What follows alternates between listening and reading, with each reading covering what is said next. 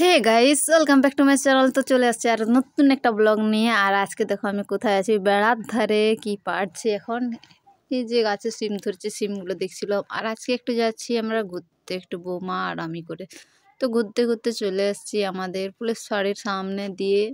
আর আমরা একটু নার্সারি দেখতে যাচ্ছি। নার্সারি আমাকে খুব ভালো লাগে, ওখানে যেতে মনে হয় অনেক খুব সুন্দর। চলো আমাদের নার্সারির ঘোরাটা দেখে নাও।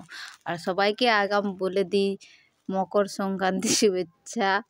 আর হচ্ছে সবাই আমাদের কাছে চারপা পিঠে খেতে আসবে।